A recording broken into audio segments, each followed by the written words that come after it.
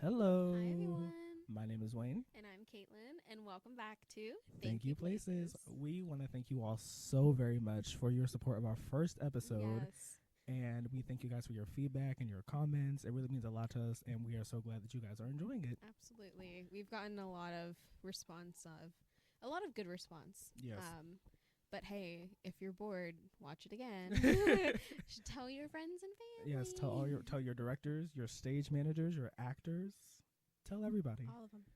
So me and Caitlin are introducing something new to the podcast, and it's called the Theater Report of the Week. Caitlin, would you like to tell them what a theater report is? So if Oh, no, I'm sorry, not theater report. Rehearsal report. It's rehearsal report of the week. Yeah, it is. Yeah, go ahead. Tell them what that is. So if you've ever worked in theater and you're on the production side of things, the stage manager's job, every night after rehearsal, it's their responsibility to type up this little document, basically saying what happened that night, who showed up, who didn't come, like who was late, who was called, what we did today, and just to document things of if we need certain props or certain things changed in the music or choreography changed, whatever. So yeah, if you've ever been a stage manager or a part of the production team, it kind of just gives you information of what happened at rehearsal, what we found out we needed. So we figured, why not do that for us? Yeah. While we go through our weeks. Yeah. So Caitlin, what's on your rehearsal report this week? My rehearsal report. Unfortunately, I have been present for the entire week of rehearsals. Mm-hmm. There was a lot. I went to work. We're in Tech Week. I'm in Tech Week. Happy Tech Week. I am currently recording this before I go into a tech rehearsal. Yeah, it's tech. Anyone who does theater knows what tech is like, and we are gearing up for the show this weekend.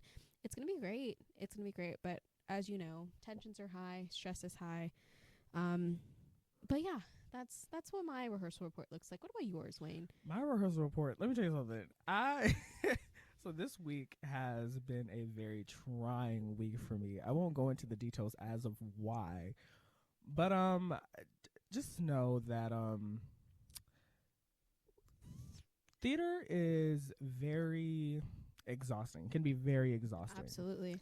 And sometimes, you just you just want to take a break. You want to take a break all over again. So but I did receive some really great news last week. You already know what I'm talking about. It's actually two pieces of great news that I cannot share with you guys right now, but in the near future I will be able to share with you guys. Also, I had a conversation with my dad, my stage father, James Major Burns, and I haven't talked to him in a very long time. Yeah, it's been a hot time. Yeah, he's out here booked and busy, so period. It was actually really James. good to sit and talk with him. Mm-hmm. So yeah, that's my rehearsal report of the week. So, yeah.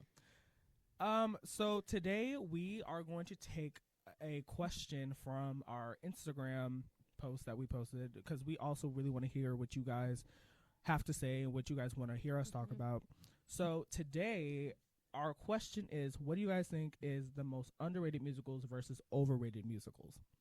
Caitlin, would you like to start us off? So as a theater person, while I do consider myself a theater enthusiast. I don't know a lot of musicals as well as I probably should. And the musicals that I do know are probably your overrated musicals. Like the musical that got me into theater was Hamilton. Everyone knows about Hamilton one way or another. And it's overrated. I say this as someone who obsessed over it when I first saw it and heard it. But looking back, it's just like, wow, this is just okay. I remember when I first heard about Hamilton. So I came to a cabaret that was actually here. Oh. And they sang the Schuyler Sisters. Okay. And I was like, oh, okay, this is a little boppy bop. I like this. Then I went home and just kind of had Skylar Sisters on replay, and then I got curious and then fell from the top of the cast album to the bottom. Yep. And I was like, oh, this is this might be the one that gets in constant rotation. And it was for like a couple of months. And then I think that's when like people really started to get on it. Yep. And then I was like, all right, wrap it up. Yeah. Wrap it up. It's time. It's time because to really wrap this it up. became the craze in theater. Yes. I feel like it became the standard. Yeah. And like granted, it changed musical theater a little bit. Yes, it did. Gave a different sense that I don't think a lot of people were used to. So to see that you can incorporate rap and like all these different types of genres of music into a musical theater piece was incredible, and I applaud Lin-Manuel Miranda for that. No pun intended. However, after a while, man, it just gets a lot. Yeah. Like this is like the 18th time I've heard "Satisfied" within like the past like 3 days, and I think I'm a little bit over it. Listen, I went on not even a trip. I went on a day trip to Columbus with my boyfriend, and on the way back, I like finally listened to Hamilton after like years of not listening to it all the way through, and I listened to it, and it reminded me as to why I fell in love with theater. Right. But the next day, I was like, skip. Skip is crazy. Skip. Sorry. What do you think? What's one of your underrated musicals? Okay, so I'm jumping back in the Lin-Manuel Miranda train. In the Heights. In the Heights, I feel, is very underrated in musical theater, just in general, because it's a story about Latino people.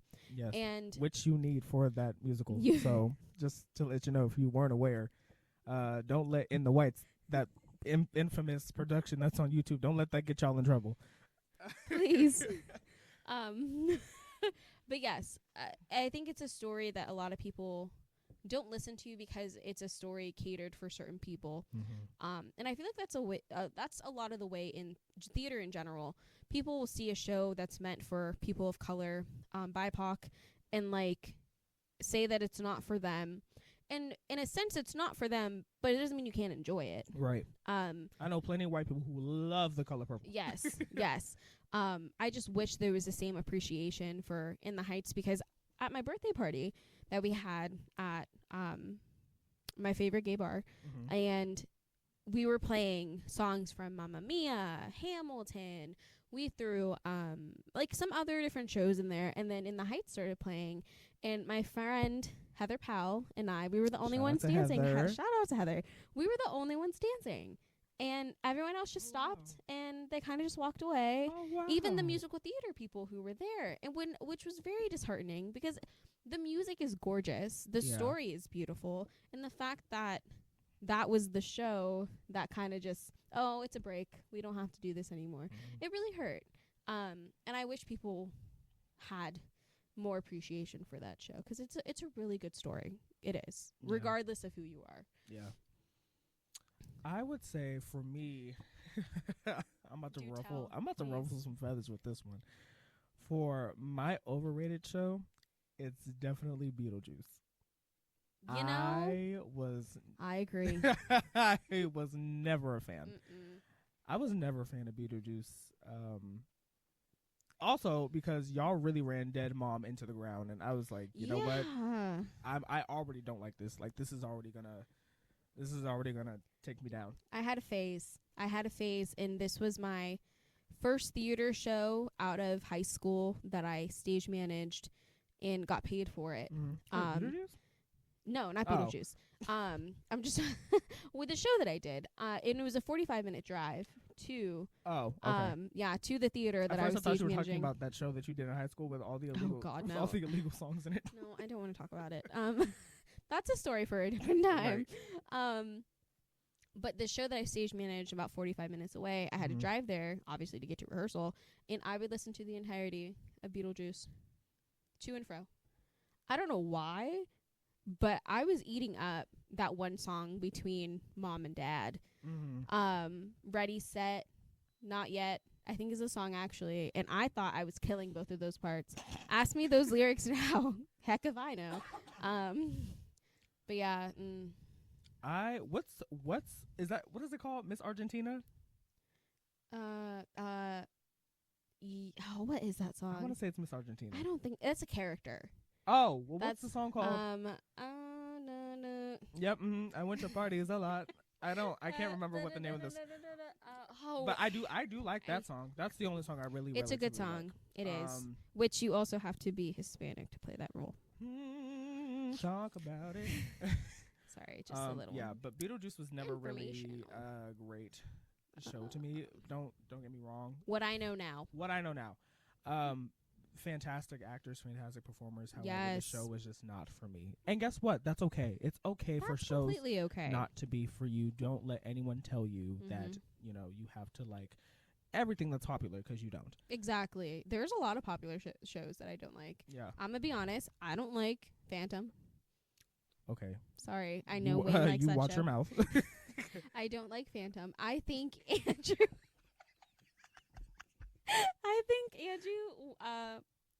Lloyd Webber is overrated. I'm sorry. The only show of him that I truly do like is School of Rock. Okay, see, that's where we differ. Sorry. I can't get into anything else. I think there may be one or two. I just don't remember the names. One of the Andrew Lloyd Webber's musicals, I wouldn't say I like this musical. I just like one song from it, and that's Cats. I love Memory. If Memory has been one of my favorite theater songs since I found out about Cats. It was how I found out about Cats. My wonderful dear friends were doing it at Redacted Playhouse, and I kind of wanted to do like a little bit more research on it, and then I think I looked it up on YouTube first, and Memory came up first. And I listened to it, and I was like, wow, this is a body of art. I used to wear Memory out all the time. Like, I would play it when I would go to sleep, listen to it when I went to school, listen to it all the time. But the show as a whole, what the heck, man? You know, I appreciate the dedication to Cats. I too. When people ask me like who don't know what Cats is about, I'm like, basically it's a competition on who gets to die. Everybody is trying to prove to old Deuteronomy like why they deserve to die, but that's literally what it's about. But anyway, to get back on topic, one of my underrated musicals, and I understand. Tell me. People, like I said, it's not everyone's favorite, but this happens to be one of my favorite no-skip musicals, and that's Caroline or Change. Yes. I love that. That is the only musical where I can sit and not skip it and like sit and like the story is beautiful. Yes. The music is fantastic. Amazing. Janine Tesori, you ate down, sis. When you were making Caroline or Change, you ate down. But I love, and I really wish more people knew about it. Even with the recent revival that just came out, I feel like it still didn't get enough attention. But that's definitely one of the musicals that I definitely think is underrated, and I feel like more people should know about. Yes, amen. Also, another underrated musical that I think people should know about is definitely Motown the Musical. Never seen it. Yeah. The music? Beautiful music. Great. It's Motown. It's Motown. It's Motown. And I shouldn't have to say this, but because people are often dense, you need black people to do Motown, just to let you know. Yeah, that was good. Do you have any more? I always have more. Oh, give us another one. Give us another one. Another one? Yeah. Okay. Underrated or overrated? I want to say overrated. I know we like the classical musicals. Oh, no, you're scaring me. I do. I know we do. Les Mis? Oh, I was never really a fan of Les Mis. I don't know what y'all see in that show. Right. Respectfully, of course.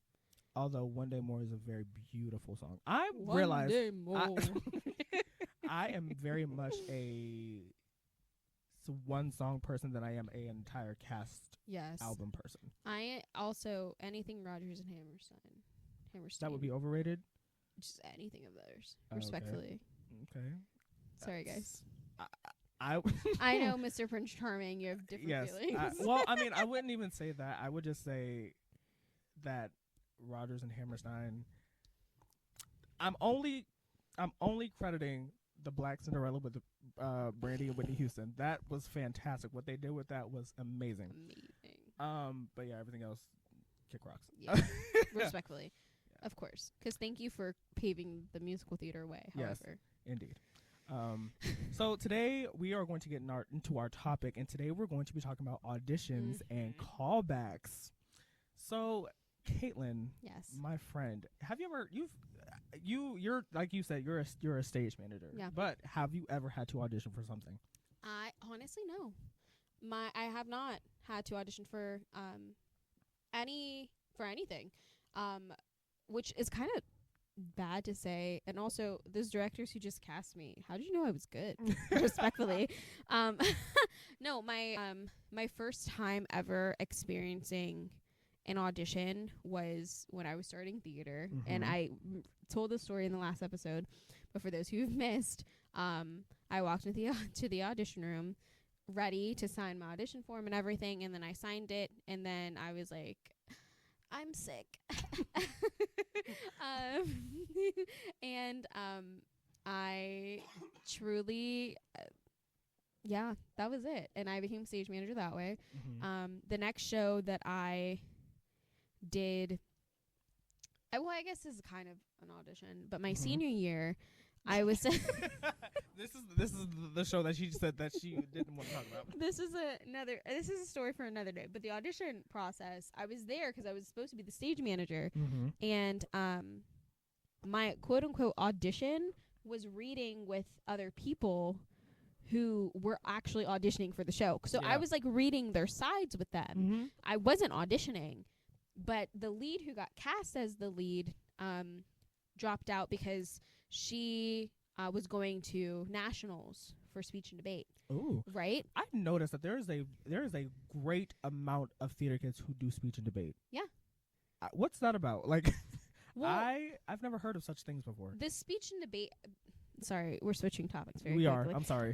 Speech and debate not only is just like debating topics and stuff like that. There's a whole acting portion where you act dramatic interpretations, comedy. There's duo interpretations where you're acting with another partner, like some type of story, whatever. And it's honestly entertaining, and you need to be theatrical to do it. And so a lot of, at my school at least, a lot of the theater kids were also speech kids.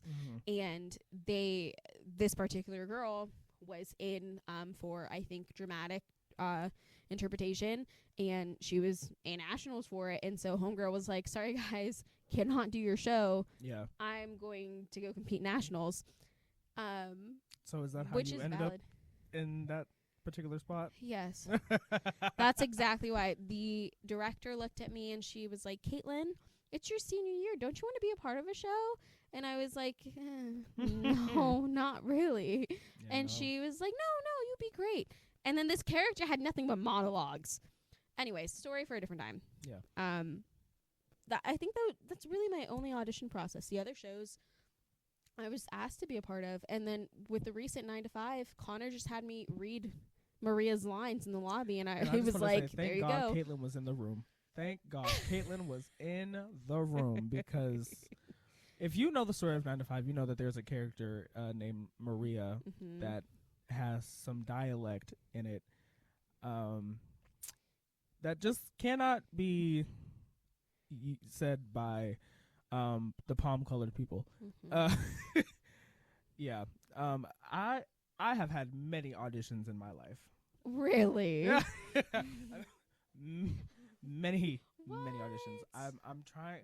Auditions are like very, depending on like how bad I want in. Auditions can be very stressful for me, and I sometimes overstress. Like, okay, I'm gonna tell you guys the story. So I'm gonna tell you guys the story about my first professional audition. So this was in January of last year, I want to say. This was January of last year, and I was going to my first professional big boy audition, and I went with my amazing friend Tyler Stouffer. Shout out to Tyler. And we were in Pittsburgh, and I went. We went to check in Tyler first, and we just kind of waited around. He went, did his auditions, he came out. I went and we went to Permanente Brothers to go have lunch before my audition because his was at 1:30, mine was at 5:30 ish, and I was like freaking out. I was in the middle of Permanente Brothers hyperventilating over this audition because I didn't know what it was going to be like. I don't know what was going to happen. So when it was time for me to go back to back to the holding room for the auditions, I just, because I think we kind of went back like a little earlier, like 3-ish something. And eventually, like, the time came and they called my name, and I was like, oh, God. So I was like third in line, and they told me to prepare 2 songs. So the 2 songs that I prepared were Do I Love You Because You're Beautiful from Cinderella and I Could Be That Guy from Sister Act. And the 2 people who went before I did had very different songs. And I was like, oh, God, like, what am I doing? So in my head, I was like, I'm going to change my song. Because I think I was going to go in with Do I Love You first and hopefully ask that they, for me to sing I Could Be That Guy because I love I Could Be That Guy. So then I changed it to I Could Be That Guy first, and then if they asked me to do I Love You, I would have done it. So I went in and I start singing, and then I like kind of black out. I was like, everything is like I'm not here right now. But like I'm looking at the back wall, and I noticed that one of the production team members is like grooving. I was like, okay, I got one. I don't know about everybody else, but I know I got one. So after I get done singing, everything comes back and I leave. I was like, that's it. They're like, okay, thank you. Which I recently did realize later that the woman who was jamming in front of me was actually Miss Bayork Lee. If for those who don't know, I believe she was in the original cast of A Chorus Line on Broadway. She was also in Jesus Christ Superstar, I believe. Yeah. So then I went home, and in my head I was just like, that was awful. And they told us that day, they said, we'll reach out around like 11-ish tonight to let you guys know if you have callbacks or not. Girl, I went home, plugged my phone in on the opposite side of the room, and went to sleep. I said, I just can't talk to people right now. I need peace and tranquility. So I woke up, and it was around like 12:30, and I was like, should I go check my phone? I'm like, this is the only way I'm going to know. So I went, checked my phone, and I had a callback. And it was for a dance callback. Now, I've only been dancing for a very short period of time. I'm not, I will say, I am more much of a mover than I am a dancer. And that is the honest to God truth. Contrary to what some people may believe, I feel like I am very much so a mover. And wrong. I was very scared to go and do this callback because I didn't know what they were going to ask me to do. So the Sunday comes, and it's the day of my callback, and I head all the way up to Pittsburgh. And I get in there, put on my number on my shirt. I don't know exactly what I thought I was going to go in here and see, but definitely legs in the air and like people stretching to the gods was not it. So automatically I felt very inadequate, and it was like, yeah, this is not the place for me. I should not be here right now. So then they start the dance portion, and like we're learning this dance. The song we learned was Biggest Blame Fool from Seussical. And I have never listened to Seussical ever a day in my life, so I don't know. I was very all over the place. So then they split us up. Well, no, before they split us up, they were telling us to switch lines. And I did not move not one time. I think I stayed in the same line each and every time that they asked us to switch lines. And then they were like, all right, take some time to learn it, ask questions or whatever. And let me tell you something. I don't know what it is about. I understand theater is very, very competitive, but like the competitive spirit in the room was so aggressive. Like there was just such aggressiveness in that room. And I understand, but at the same time, I'm like, we're all here for the same reasons. Like I understand we all want to get in for this. But like, can we at least be a little bit kind? Like if you see someone is struggling, help out. that's my thing. Like I said, I understand this is competitive, and we all want to be a part. But at the same time, kindness goes a very long way. Anyway, then they split us up into groups. They split us up into like color groups, and I'm not meaning like black, white, whatever.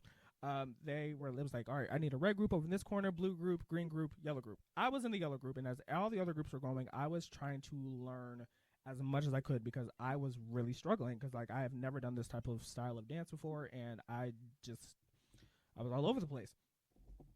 And eventually, it was time for our group to go. I went back off, and then it was like, all right, now we're gonna call you guys by number. I was like, oh God.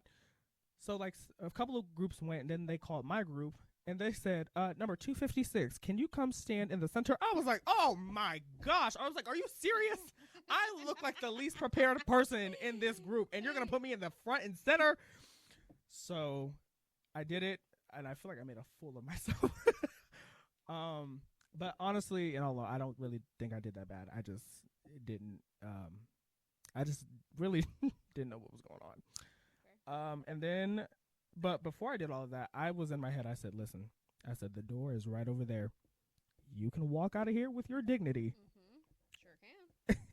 And just never come back. But I ended up doing it because I truly do believe that, conquering your fears is very important. Amen. So then they were like, well, okay, well, that's it, everybody. If we need to see more for you, we'll call you back tomorrow. If not, thank you all for coming. Needless to say, I did not get in that year, and I was very discouraged over that. And for those who know about my theater hiatus, that was one of the reasons why. Yep. Right? Terrible. And then I recently just went back to the same place to audition, and I didn't get a call back this time. But because of the break, I now understand a lot more, and like I don't even think I cried this time. Like I think I was very okay about it. I was like, well, hey, and I was like, it's all right, it's okay. Have you ever had a callback for anything? God, no. Oh, it must be nice. Yeah, no, sorry. Yeah, callbacks give me the heebie-jeebies. I don't know about you guys, but callbacks make me very nervous, just because of the intensity that's behind them. See, working the table at auditions, I can tell. I see so many different types of people who come in for auditions and for callbacks, and you can just sense the nervousness amongst some of them. But then there's a very select few where they walk into the audition room like it's just another day. Yeah. Now, unless they're really good at masking that nervous energy, or it's just another day to them. Me. I see a lot. I hear a lot. And kudos to you actors, man. Kudos, because this is the reason why I've never I went out on my way to do an audition because it's so nerve-wracking. Yeah. And I can just tell from being at the table, Yeah. And I'm sorry if walking into the building and you're intimidated. I apologize. It's not fun. Yeah. I do. Yeah. It's very stressful. Caitlin, do you have any funny audition stories? Audition stories as far as me, it's been very rare where I am actually in the room for auditions. But I was in the room for Little Shop of Horrors, which happened. I'm sorry. So I did my audition in front of Caitlin, and it was hilarious because I totally I blanked out on all the words, and I looked down, and Caitlin is just smiling like, you're doing great. It was so funny, and then the director was just like, yeah. So Little Shop of Horrors, I had the fun opportunity witnessing the auditions, and it was my first time in a long time where I had the chance to do that. And I think one of my favorite moments within that, not only did I get to see my friends audition and see them get cast in these phenomenal roles, I also witnessed someone auditioned for Mushnook.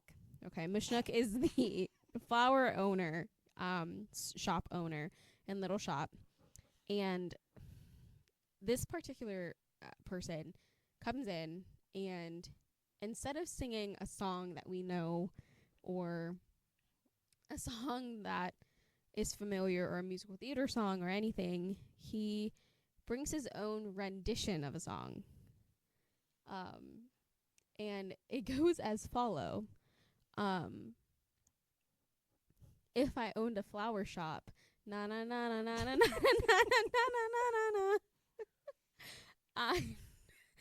The director and I, it took everything in us to not laugh, because that was an experience. It wasn't bad, Is but it who I think did that? maybe. Is it the person that ended up getting the role? No. No? Somebody else did that? Yeah, someone else You did have that. got to tell me who that was. That was someone else. But yeah, I witnessed that, which I thought was pretty funny. And then recently, I sat in for Something Rotten.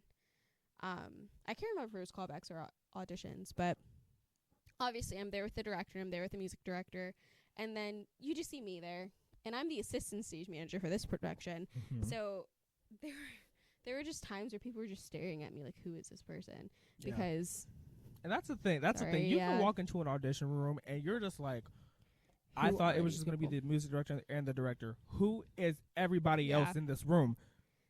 Because that was definitely me for many, many, many auditions. But go ahead. But no, I could just see like the pure look of terror. Yeah. Because they're just expecting the director and the music director, not this third source. And I'm just there on my laptop typing things, and you can just see the fear. Mm-hmm. Which I also thought was kind of funny. My problem is I can't be in auditions because I'll laugh.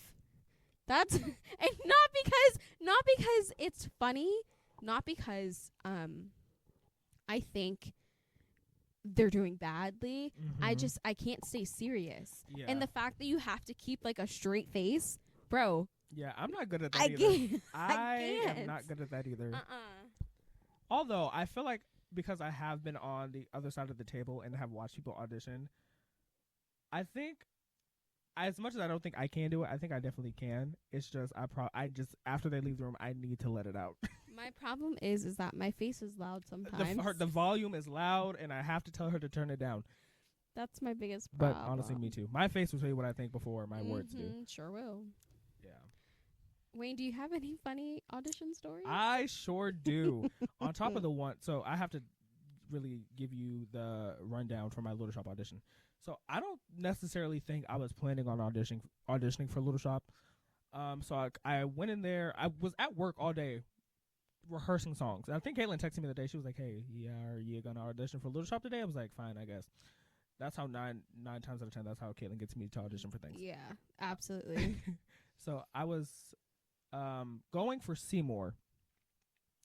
So I was rehearsing Never Getting Rid of Me from Waitress, and then switched over to I Love You Like a Table from Waitress. And then I don't remember which one I went in with. I think Was it Never Getting Rid of Me? I think so, yes. I think so.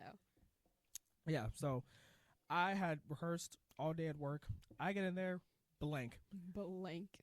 And I'm telling them sorry. I'm looking at Caitlin, and she's just smiling at me. She's like, "You're doing great." And I was just like, "Yeah, let's just cut it right here, right now."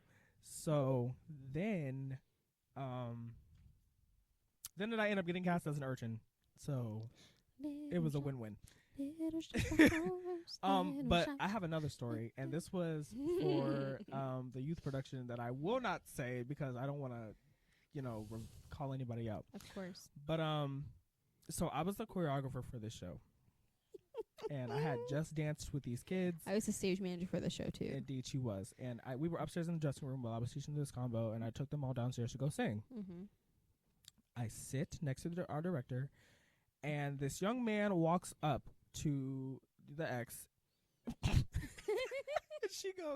she said, "All right." I'm sorry. Okay. She said, "So what are you going to be singing for us today?" Y'all, I'm telling y'all, this is an honest to God true story. This young man goes, I could sing what's on this piece of paper, because he had a piece of paper in his hand. He said, I can sing what's on this paper, or I can drop some gangsta spit on y'all. He didn't use the word spit. Connect the dots, cross the lines. He said, or I could drop some gangsta spit. She goes, okay, whatever you are comfortable with. This young man puts this piece of paper down, and I'm going to switch some letters around. So, like I said, connect the dots, cross the lines. He goes with full confidence. Yes. Yeah, my witch. Let me tell you about my witch. And I'm like, I said, there's just no way. I said, there's no way that this is happening. And then, like, he just kept saying it over and over and over again. I was just like, should we stop him? Mind you, there are other children behind him who are also witnessing this happen. I'm just like, I don't know. I'm just a choreographer. I don't know what to do. So after he gets done, we say, thank you for your time. You guys are dismissed. We were very curious on what was on this piece of paper. Y'all, we picked up this paper. Why was Yankee Doodle on the paper? He was either going to come with the gangsta spit or Yankee Doodle. What a variety. He said, I have options for you all. I said this is going to be a story that I would tell for years to come. I said, honestly, I feel like my witch was definitely the better choice, because I think it was hilarious. Now, if he would have just sang Yankee Doodle, I was like, oh, okay, that was cute. But my witch, listen, tense. And I hope that he is doing well. I hope he's doing great. I truly hope that young man is doing well. I don't know where he's at, but sir, kudos to you. And you know what, sir? I hope you write that song, because evidently you wrote that. You definitely had to write that. Absolutely. Needless to say, we did not cast him. We did not. I'm sorry. My wish will forever live in my dreams. Always. I also wanted to talk about another thing. So I don't know if the TikTok girlies listen to us, but if you are on TikTok, on theater TikTok, you know that there are some people who go to auditions and will wait in line all day, all afternoon, just to not be seen by the directors. And I'm so sorry, but I think that is the craziest thing ever. Crazy. I'm like, you're getting up at 5 a.m. And I understand, like, put faith that works is dead. I understand that. But 5 a.m. to hope you get seen and never get seen. And people are doing this for like days on end, like continuous, like well, maybe they'll see me today. I'm just like, listen, after day 2, I'm out. I'm so out. I applaud the dedication. I applaud the dedication. I really do. However. But how be ever be how? I just think that's insane. That's a lot. That's a lot. Like, what? And I don't fully understand like all of it, like what goes with it. Yeah. But like, seriously, like, honestly, I'm just saying this for me. I'm not that desperate. Yeah. I'm really not. And I'm not calling y'all desperate, but at the same time, if the shoe fits. Hey, but no, I admire it in a sense that some people are truly dedicated and really want to get a role in whatever show, and they're willing to risk their lives waiting outside on the street. And I think that's the crazy part. What's even more crazy is some of these girls are out here starting like new lists to sign up with. I'm like, what? Okay, yeah. I said, okay, now y'all, y'all done crossed the line. Crossing lines. Y'all are crossing lines that don't need to be crossed. Yeah. But honestly, I wish all the best. You truly. I truly do. Truly, deeply. 'Cause what? Okay, I'm sorry. Like I said, I'm not calling y'all desperate. Hey, for all we know, when Wayne is big and bad in New York City, not big and bad, he might do the same thing. He might look back on this conversation and be like, oh Jesus. I have to come back and eat my words then. Yep. But we'll see. We'll see. Caitlin, do you have any audition tips to offer anyone who's like never done theater before, or people who have done theater or who just want to like better their audition techniques? I would say auditions, you have nothing to worry about. I want to say you should come in with an open mind. Anything can happen, because at the end of the day, it's a learning process. You know, you have a song, you get into that room and you sing it. You know, and I know it's nerve-wracking in a sense, so you don't know if you're going to get in a show. Right. But if you go in and you do your best and you show them why you are supposed to be a part of the show, that helps directors a lot. And I know it's hard sometimes, but you have to be confident. Yeah. You have to be confident in what you do. Because if directors can't see that you're not confident and just coming in and singing a song in front of them, how are you going to show them that you're confident to perform in front of 500 people at our theater, at least? Yeah. You know, so you have to show that you are able to do this within or in front of 3 people up to 500, right. You know, which is a reason why I haven't. I haven't auditioned, because y'all, I don't know how you do it. Some people say like, you are there to solve the director's problem. Yes. Now, granted, that doesn't work for me, but if that works for y'all, God bless y'all. May heaven smile down upon you. But me, that does not work. I feel like oftentimes when I go into auditions, I feel like I need to prove myself. Yeah. Instead, and this goes back to my audition, my professional audition. It was supposed to be a learning experience because I had never done something like that before.